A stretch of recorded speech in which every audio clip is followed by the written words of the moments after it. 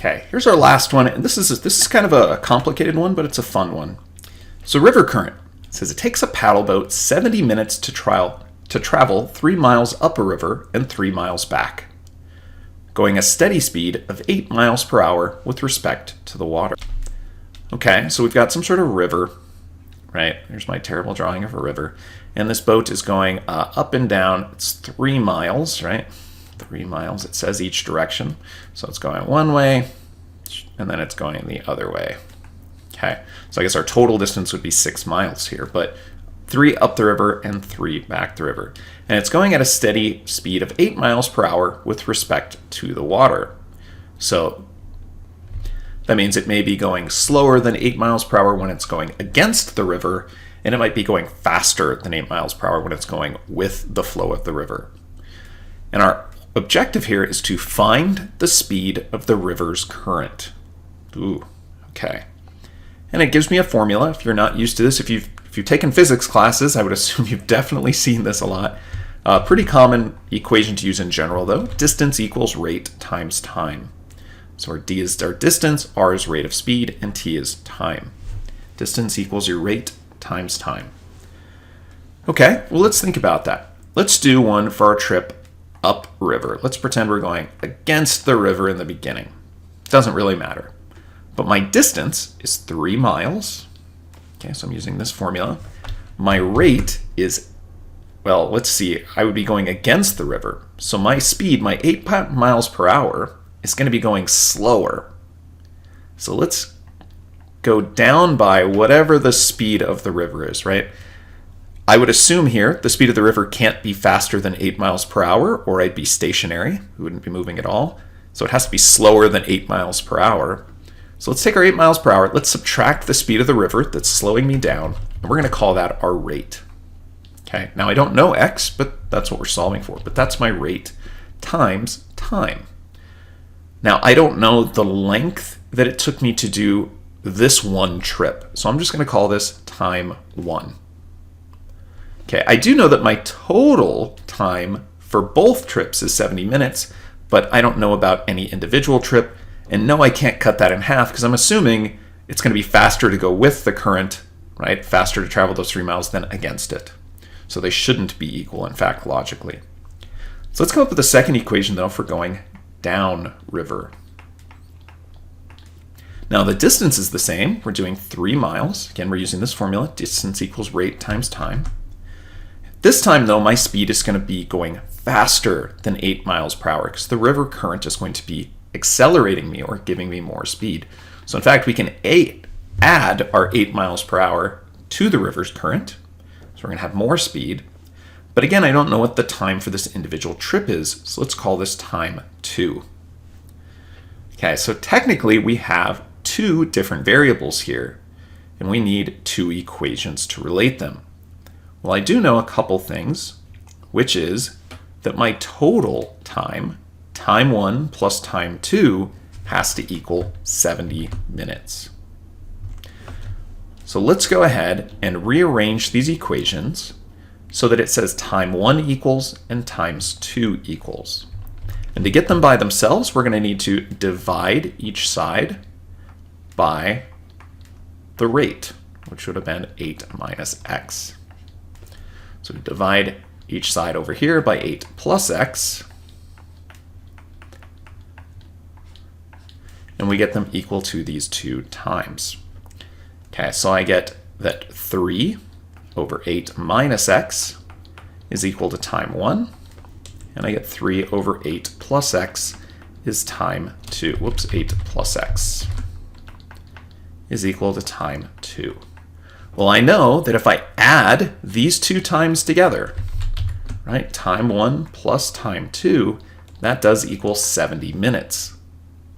However, let's go ahead and use this equation, but let's substitute in the expression for time 1 and the expression for time 2. So this is kind of the equation we're going to use now. For time 1, which is represented by 3 over 8 minus x, plus the expression for time 2, 3 over 8 plus x. this equals 70 minutes. Now, we do need to be careful. We need to make sure that our rates of travel, our distances, and time are all in the same time frame. Well, we talked about miles for distance. That's good. Our rate was in miles per hour, not miles per minute. So we need to be careful here when we need to do a conversion. In fact, 70 minutes is equal to 70/60ths of an hour, right? An hour and 10 minutes. So all we need to do here to convert this into hours, technically for our time, is divide by 60. Okay, so we do need to do a little bit of conversion there. And that means looking at all of these denominators, they have nothing in common, which means my least common denominator is going to need a 60, it's going to need an 8 minus x, and it's going to need an 8 plus x. So that's some big denominators. We got a little bit of work to do. Here we go. Okay, there's my least common denominators all set up. Now we need to figure out what we need to multiply each by. Well, let's see. This one already had the 8 minus x, but it needs to be multiplied by 60 and 8 plus x. Technically, top and bottom, I'm just going to write the top because the bottom would make a giant mess there. So we really need to multiply, say, these together, which is 180, and distribute that to the 8 and to the x. Okay, 180 times 8, my calculator off the screen is 1440. And 180 times x, of course, is 180x. Whew, pretty big. All right, our second one, though, already has the 8 plus x, so we need to multiply it by both the 60 and the x, 8 minus x. Well, I know 3 times 60 is 180, and then let's distribute. Well, 180 times 8, we just did that, it's 1440, and 180 times negative x is negative 180x. As you might notice, it's going to cancel out, so I like that. However, this last one, unfortunately, only has the 60, which means it's going to need both the 8 minus x and 8 plus x. Now, if you wanted to multiply these quickly, you might notice that they're conjugates, which would be equal to 64 minus x squared. Right, think about difference of squares kind of backwards here. So I need to distribute 70 times 64. Is 4,480. And 70 times negative x squared is negative 70x squared. Whew, look at all this crazy math. All right, our domain here, technically from the equation, is that x cannot be equal to 8 or negative 8. So again, box it in just to make sure, of course, we don't get a conflicting answer. But we also know the river's current needs to be not negative, because that wouldn't make sense.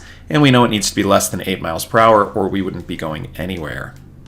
So we have an idea of kind of a range where my answer should be. But now we can finally get rid of all those denominators and start to combine some of our numerators. Well, over here, 1440 and 1440 is 2880. If I add those two together, positive 180x and negative 180x actually cancel each other out, which is pretty nice. So I can, let's move the 4480 to the other side. 4480, I think we can even solve this quadratic by using square roots. So subtracting, we get negative 1600 equals negative 70x squared. Let's divide away by negative 70. This is good. A negative divided by negative will get us a positive answer. Okay, so it sounds like we're on the right track. Okay, so we get approximately 22.8571 equals x squared, but we need to square root this. We can throw out the negative case because we're talking about our rate, which should not be negative. And we end up getting about 4.78 miles per hour. It's the approximate rate of the river that we're going up and down. So just under 5 miles per hour is the rate of the flow of that river. It took a whole lot of math to get there, but I don't know. That's kind of a fun ride. Thank you guys for listening. We'll do some more examples, of course, of these in class. Don't worry, this very complicated example. We're not going to have to do a whole lot of these.